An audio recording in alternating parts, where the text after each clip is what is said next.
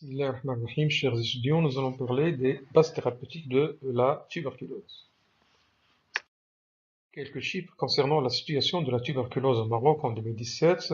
On a enregistré 30 897 cas, avec une incidence annuelle de 28 nouveaux cas par 100 000 habitants, avec 48% de tuberculose extra-pulmonaire. L'âge moyen est de 36 ans. Selon le Programme national de lutte anti-tuberculose, qui dicte les recommandations concernant la prise en charge de cette pathologie, les lieux de prise en charge avec gratuité de prestations des soins sont à 4 niveaux. Au niveau du Centre diagnostic de la tuberculose et des maladies respiratoires, le CDTMR, c'est l'ancien CDST, le Centre diagnostic spécialisé de la tuberculose, et le centre de santé. Les centres de santé sont la deuxième structure, puis vous avez la troisième structure, le dispensaire, et enfin les hôpitaux de physiologie qui sont destinés à l'hospitalisation de certaines formes particulières de la tuberculose. Tout d'abord, un petit mot concernant les traitements antibacillaires, العلاج ضد السل. Donc, ce traitement antibacillaire comprend des médicaments qui sont destinés à un usage de santé publique. Ce tableau résume la présentation des principaux antibacillaires utilisés dans le traitement de la tuberculose. Ce sont des associations médicamenteuses qui sont destinées ici à l'adulte, qui comprennent soit 2 médicaments, 3 médicaments, et en abrégé, on va utiliser l'abréviation K3 dans les prescriptions dans les centres de prise en charge de la tuberculose, ou bien 4 médicaments et on va utiliser l'abréviation K4. Première association, isoniazide INH plus RMP, c'est-à-dire la rifampicine. La dénomination qui est utilisée, c'est RH150 ou RH300. RH150, c'est-à-dire 150 mg de rifampicine et 75 mg de isoniazide. 300, c'est la présentation qui contient 300 mg de rifampicine et 150 mg d'isoniazide. Puis vous avez 3 médicaments, isoniazide, rifampicine, pyrazinamide. La dénomination qui est utilisée dans les CTMR, c'est RIP-K3. Et donc il comprend 150 mg de rifampicine, R150, 75 mg d'isoniazide et 400 mg de pyrazinamide.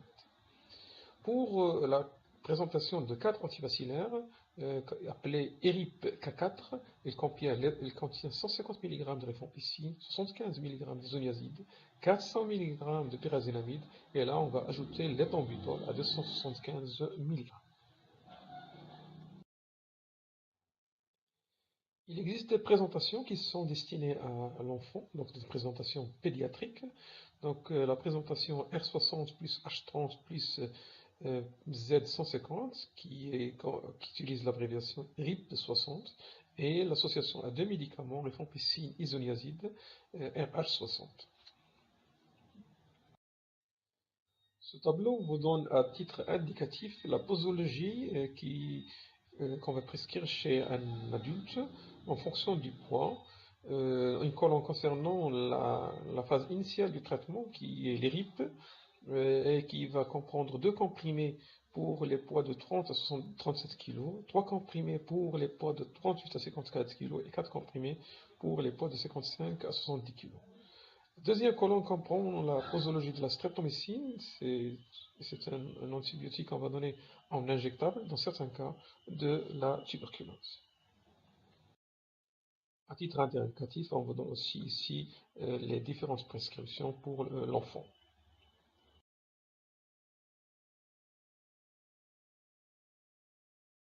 Le traitement antibacillaire a la particularité de présenter certains effets secondaires, des effets secondaires mineurs, des effets secondaires majeurs, et aussi de présenter certaines contre-indications qu'il faut respecter. Il y a des effets mineurs qu'il faut connaître, qui n'imposent pas l'arrêt du traitement ou du médicament incriminé, et qui sont généralement transitoires et régresseront spontanément ou sous traitement symptomatique ou avec une adaptation éventuelle des doses. Ces effets mineurs sont essentiellement à type de vomissement, pas trop important, sous forme de réaction allergique mineure. Parfois, on peut avoir des On peut avoir aussi des aspects, en réalité, ce pas des effets secondaires, mais qui ne doivent pas faire peur. C'est par exemple la coloration urine rouge orangé qui peut accompagner le traitement antivacillaire. Ces effets secondaires mineurs sont résumés dans ce tableau-là, avec une prise en charge symptomatique en fonction des effets secondaires.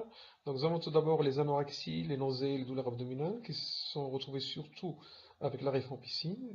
Donc, on va donner le traitement symptomatique pour les nausées, pour les traitements antalgiques, pour les douleurs abdominales. Les arthralgies essentiellement attribuées à la pyrazénamide, donc on va donner éventuellement des anti-inflammatoires non stéroïdiens. Des sensations de brûlure dans les pieds, donc qui sont dues à éventuelles neuropathies périphériques qui peuvent accompagner les zoniazides, et le- le- on va utiliser dans ce cas-là la pyridoxine à la dose de 100 mg par jour. Il faut l'utiliser loin de la prise des antibiotiques. Enfin, la coloration urine rouge-orangé, c'est une coloration habituelle qui est due à la rifampicine. L'important, c'est de rassurer le malade pour qu'il ne la confond pas éventuellement avec une hématurie. Les effets secondaires mineurs peuvent être pris en charge par le généraliste. Par contre, les effets secondaires majeurs, ils imposent l'arrêt du traitement ou du médicament responsable et nécessitent une prise en charge par un physiologue. Donc, ces effets secondaires sont résumés dans ce tableau-là. Tout d'abord, vous avez la surdité, le vertige et les nystagmus. Ces effets sont plutôt dus à la streptomycine, donc il n'est plus utilisé de la même façon que dans l'ancien programme. Donc il est réservé à certaines formes de la tuberculose. L'ictère, la plupart des antivacillaires peuvent donner un ictère. Donc si l'ictère est franc, est très important, il faut adresser le patient aux physiologues. Les vomissements et les états confusionnels qui doivent faire suspecter surtout une hépatite médicamenteuse. La plupart des antibiotiques la plupart des antivacillaires peuvent donner cette hépatite médicamenteuse. Les troubles visuels en particulier doivent suspecter la névrite optique qui est un effet secondaire majeur de l'éthambutol.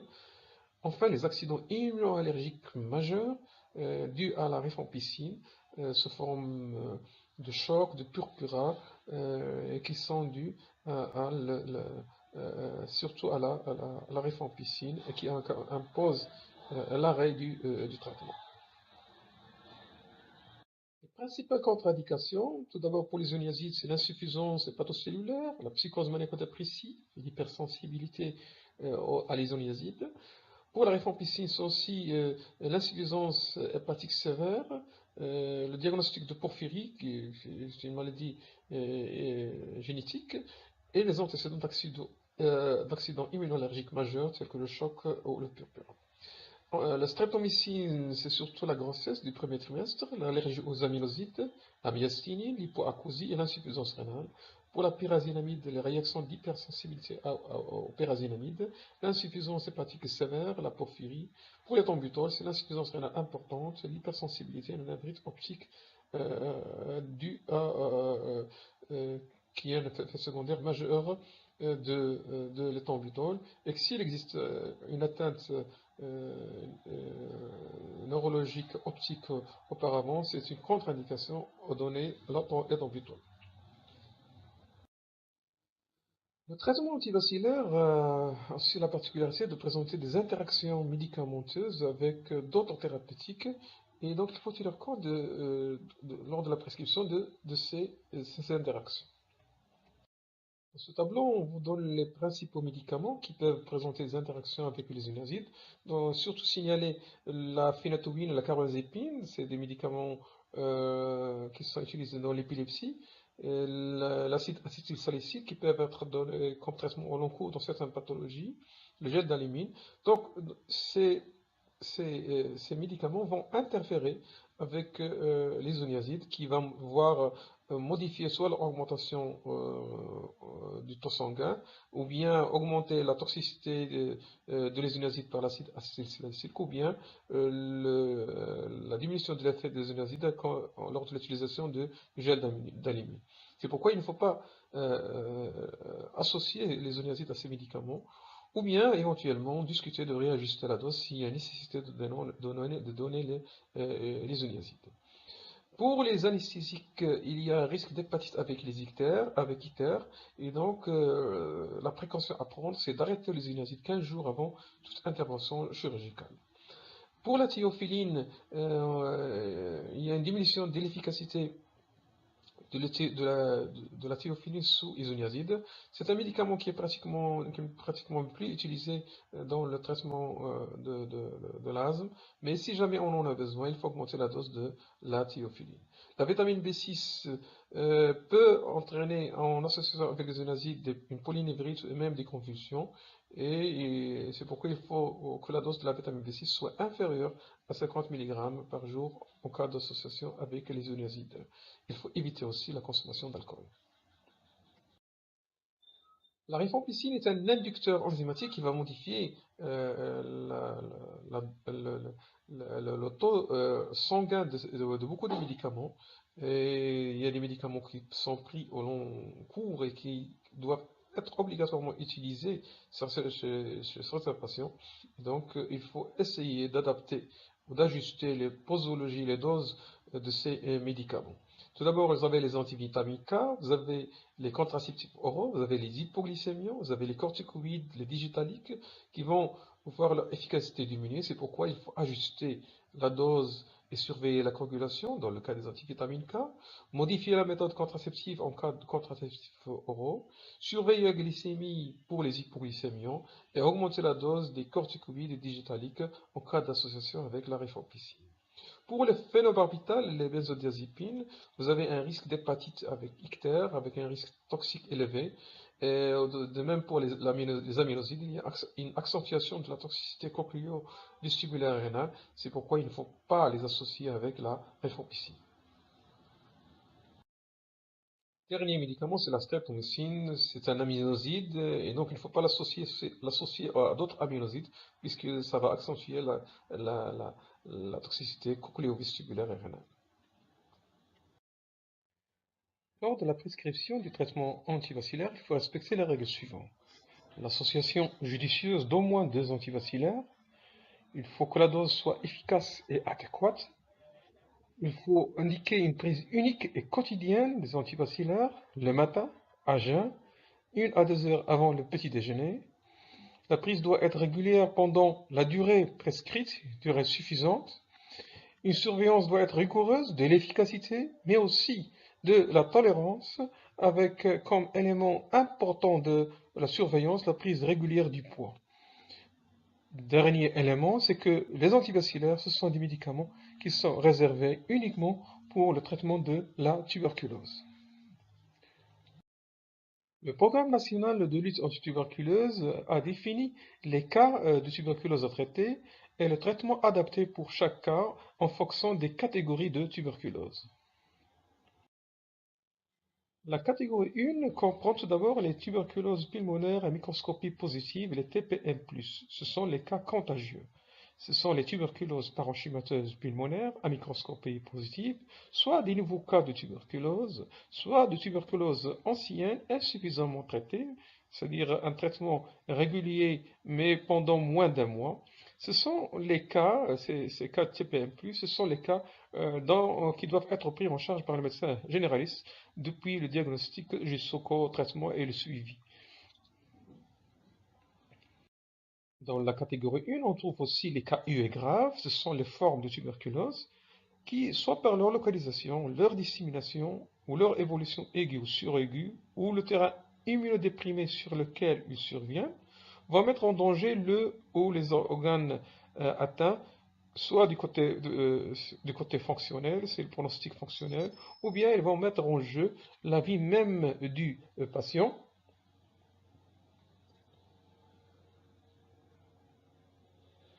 Mettre en jeu la vie même du patient et c'est le pronostic vital qui est engagé. Dans ces cas-là, il faut adopter une prise en charge particulière.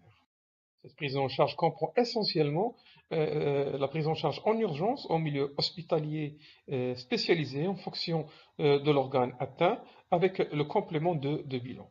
Il peut s'agir de formes respiratoires, c'est le cas des miliaires tuberculeuses, le cas des pneumonies bronchopneumoniques caséeuses, et les formes non respiratoires, telles que les tuberculoses neuroméningées, méningite, mal de Pott avec atteinte neurologique, les tuberculomes, les tuberculoses multifocales.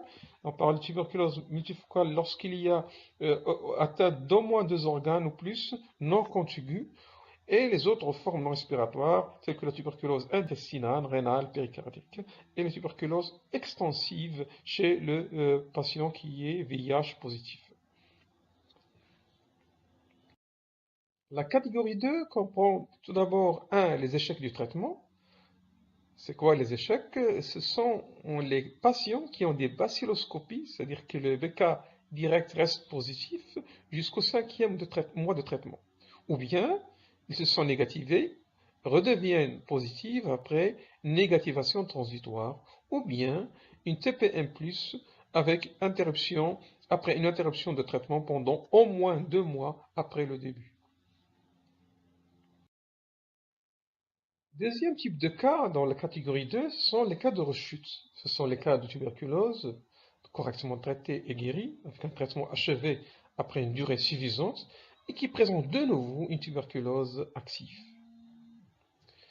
Les patients de la catégorie 2 sont pris en charge par le spécialiste.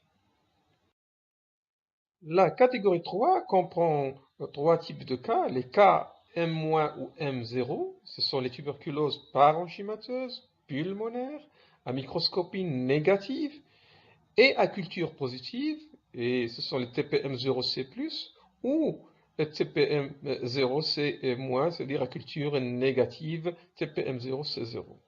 Deuxième cas, c'est les primo-infections tuberculeuses, les PIT. Et troisième cas, ce sont toutes les tuberculoses extrapulmonaires non aiguës et non graves, telles que les pleurésies ou les tuberculoses pleurales et les tuberculoses ganglionnaires. Enfin, la catégorie 4, qui est une catégorie très particulière et qui vraiment nécessite une prise en charge dans un service spécialisé de physiologie, ce sont les cas chroniques. Ce sont tous les cas de rechute ou échec dont les BK directs restent positifs à la fin du traitement, et les cas multirésistants qui comprennent une résistance à 2 antibacillaires majeurs, et on fait allusion essentiellement à la rifampicine, à l'isoniazide ou plus. Quelles sont les indications du traitement antibacillaire en fonction de ces cas-là? Donc, tout d'abord, on doit connaître les régimes thérapeutiques. Une certaine nomenclature est utilisée pour désigner les régimes thérapeutiques. Exemple, on va dire 2 ERIP 4RH, ça veut dire qu'il y a une phase initiale qui comprend 2 mois d'éthambutol, isoniazide, rifampicine, pyrazinamide, suivie d'une phase d'entretien qui comprend 4 mois de rifampicine et isoniazide, c'est-à-dire un total du traitement de 6 mois. Et il faut préciser qu'il s'agit d'un rythme de 6 jours sur 7 pendant toute la durée du traitement. Donc, depuis 2011, on a adopté les régimes thérapeutiques suivants. Donc, dans ce tableau résume les indications de ces régimes en fonction des catégories. Donc, dans la catégorie 1, vous avez tout d'abord les TPM+, pour lesquels on va donner le régime de ERIP-4RH. Les formes graves pour lesquelles on va donner 2 ERIP, mais 7 mois de RH et 10 mois de RH chez les enfants. Pour la catégorie 3, c'est TPM0, les TPM0C+, les TPM0C0, les tuberculoses extrapulmonaires, les TEP, y compris les primo-infections tuberculeuses. Donc, c'est le même que le régime des tuberculoses pulmonaires microscopie positive de ERIP-4RH. La catégorie 2, qui est la catégorie des échecs et de rechutes, c'est une catégorie particulière où on va ajouter tout d'abord un autre antibacillaire qui est la streptomycine. Et donc, ces patients vont être mis sous 2 mois de CRIP, 1 mois d'ERIP et 5 mois de RH. La catégorie 4, c'est la catégorie des cas chroniques et des cas multirésistants. C'est une catégorie très particulière qui nécessite une hospitalisation, qui a besoin d'un bilan particulier et de prise en charge particulière concernant l'utilisation des antibacillaires. La chimioprophylaxie, c'est-à-dire donner l'isoniazide 5 mg par jour pendant 6 mois, grossièrement, elle est réservée surtout pour les enfants de mère tuberculeuse, les nouveau-nés, les enfants de moins d'un an non vaccinés par le BCG, dont l'intradermoréaction initialement négative est devenue récemment positive, et les enfants de moins de 5 ans non vaccinés par le BCG, avec une intradermoréaction supérieure à 5 mm, ou bien vaccinés par le BCG, mais dont l'intradermoréaction est supérieure à 15 mm. En plus du traitement antibactériaire, il y a les autres thérapeutiques qui doivent être adaptés à chaque localisation. Il est inutile de prescrire systématiquement des vitamines ou des fortifiants. En cas de pleurésie, par exemple, il faut faire des ponctions évacuatrices. Il faut prescrire la kinésithérapie pleurale.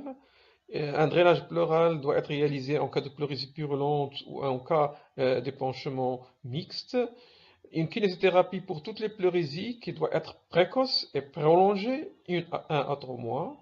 La corticothérapie au cours des localisations inflammatoires importantes, essentiellement en cas de méningite et de péricardite tuberculeuse. La pyridoxine qui doit être prescrite mais à la dose inférieure ou égale à 50 mg par jour chez le diabétique pour prévenir les neuropathies secondaires. Concernant les lieux du traitement, globalement, le médecin généraliste va prendre en charge les patients atteints de tuberculose au niveau des centres de santé, c'est surtout les TPM+. Le spécialiste va prendre en charge, concernant le diagnostic et le démarrage du traitement des patients, au niveau des CDTMR, au niveau des hôpitaux, au niveau des secteurs mutualistes et secteurs libéraux. Pour l'hospitalisation, il est réservé aux formes graves ou en cas de pathologie associée ou de complications, soit dues à la maladie ou au traitement antibactériaire ou de problèmes particuliers, tels que par exemple la difficulté d'accessibilité au centre de prise en charge de la tuberculose. La surveillance du traitement, au cours du traitement, elle vise à assurer une bonne observance, en s'assurant de la régularité des prises, en s'assurant de l'adaptation de la posologie en fonction des changements du poids du patient, en vérifiant aussi la tolérance. Il faut détecter précocement d'éventuels effets secondaires, et particulièrement les effets secondaires mineurs qui risquent de diminuer l'observance. Et enfin, évaluer l'efficacité en insistant sur l'intérêt de la prise régulière du poids. On a vu ça au cours lorsqu'on a parlé des effets secondaires des médicaments antibactériaires. Et donc, il faut détecter précocement les effets secondaires et prendre en charge les patients en fonction qu'il s'agit de patients d'effets secondaires mineurs ou majeurs. Le programme national de lutte anti-tuberculose prévoit un schéma de surveillance particulière qui est hiérarchisé dans le temps, qui est basé tout d'abord sur des données cliniques. Donc le poids est un élément capital. Bien sûr, il y a aussi la reprise de l'appétit, la régression des signes fonctionnels liés à la pathologie. Il y a un rythme concernant l'évaluation bactériologique. Pour les TPM+, il faut faire la recherche des bacilles acido-alcoolo-résistants au 2e mois, au 4e mois. Et s'il y a positivité au 4e mois, faire les BK-cultures et les tests de sensibilité aux antibactériaires pour les bacilles de Koch. Au 6e mois, et dans ce cas-là aussi, on fait la même chose. Pour les tuberculoses extra-pulmonaires, on fait la recherche du BK dans les expectorations à la fin du 2e mois pour les tuberculoses pulmonaires à microscopie négative. Pour la catégorie 3, on fait la recherche de bacilles acido-alcool résistants, 3e, 5e et 8e mois, avec dans tous les cas, s'il y a positivité, faire la culture et faire les tests de sensibilité. La surveillance radiologique en cas de tuberculose pulmonaire positive est réalisée seulement au début et à la fin du traitement et dans certains cas en cas de suspicion d'une complication au cours du traitement. Dans les autres localisations de la tuberculose, le rythme est fixé par le médecin spécialiste. Nous allons voir maintenant certaines situations cliniques pratiques et la conduite à tenir. Tout d'abord, un cas de contexte évocateur de tuberculose avec des signes respiratoires tels qu'une toux, des expectorations, une hémoptysie, des expectorations hémoptyliques, on fait la radiographie thoracique. Cas fréquent, c'est la forme non aiguë subaiguë et la radiographie thoracique va montrer une lésion compatible évidente telle une caverne, une image de caverne ou bien un infiltrat du sommet. Dans ce cas-là, le programme prévoit de faire au moins 2 séries de BK directs, la recherche de bacilles acido-alcoolo-résistants dans les expectorations, 3 jours de suite, donc 3 jours de suite de recherche de BK, et c'est la première série, et une deuxième série après, si cette première série est négative, faire une autre série après. Donc, si les BK directs sont positives, donc on conclut à une forme de tuberculose pulmonaire à microscopie positive. Mais si il y a une rechute, c'est-à-dire que le patient il a des antécédents de tuberculose, donc dans le cas de tuberculose pulmonaire à microscopie positive, le traitement c'est 2-ERIP 4-RH. S'il y a une rechute, c'est un patient qui doit être adressé chez le spécialiste pour le suivi. Si on retrouve dans la radiographie thoracique une image de pleurésie, le programme national prévoit une confirmation obligatoire par un spécialiste. Et cette confirmation doit se faire par une ponction biopsie pleurale. Et le traitement comprend le traitement d'une tuberculose extrapulmonaire, c'est-à-dire la catégorie 3. Dans tous les cas, on va associer une ponction pleurale évacuatrice ou drainage si la pleurésie elle est purulente. Si on n'arrive pas à confirmer et qu'il y a en plus une atteinte pulmonaire associée compatible, on va faire la recherche de BK. Si les BK sont positives, le traitement antibacillaire, dans ce cas-là, c'est une tuberculose multifocale, ou bien si l'atteinte pulmonaire est contiguë à la pleurésie, donc on la considère comme une seule atteinte, donc ce n'est pas une tuberculose multifocale, mais plutôt une tuberculose extrapulmonaire. Par contre, si les BK sont négatifs, sur 2 séries de recherche de BK, dans ce cas-là, on adresse le patient au spécialiste. S'il n'y a pas d'atteinte pulmonaire, c'est l'affaire du physiologue et c'est un patient qui doit être orienté vers le spécialiste. Pour les formes aiguës, c'est des formes qui doivent être prises en charge en urgence. Il y a deux cas. Le cas la plus fréquent dans la forme aiguë tuberculeuse, c'est la miliaire tuberculeuse. Les cas les plus rares, ce sont ce qu'on appelle les pneumonies caséeuses. C'est une urgence thérapeutique, urgence qui nécessite une hospitalisation au mieux en physiologie, mais dans tous les cas, c'est cette patient qu'on ne peut pas renvoyer dans un autre service, ils doivent être pris en charge immédiatement. Ce qu'on peut faire immédiatement, c'est la recherche de BK dans les examens directs et dans la culture. On recherche bien sûr un terrain d'immunodépression. On fait un bilan minimal des autres localisations qui peuvent nous aider pour confirmer le diagnostic. Et particulièrement, dans toute miliaire doit faire rechercher une méningite et il va faire rechercher aussi une atteinte urinaire. Et donc, normalement, on doit faire une ponction lombaire et une étude cytobactériologique des urines. Ce sont des formes graves et le protocole prévoit, le programme national prévoit un régime de 2-ERIP 7RH. Donc, un traitement adjuvant doit être associé en fonction des localisations. Deuxième possibilité, un contexte évocateur de tuberculose, mais plutôt avec des signes extra-respiratoires. Le tableau qu'on craint le plus, tout d'abord, c'est le tableau de méningite. C'est une urgence hospitalisée, donc un tableau de méningite typique éventuellement avec des céphalées, des vomissements, une photophobie. Premier examen à faire, c'est la ponction lombaire.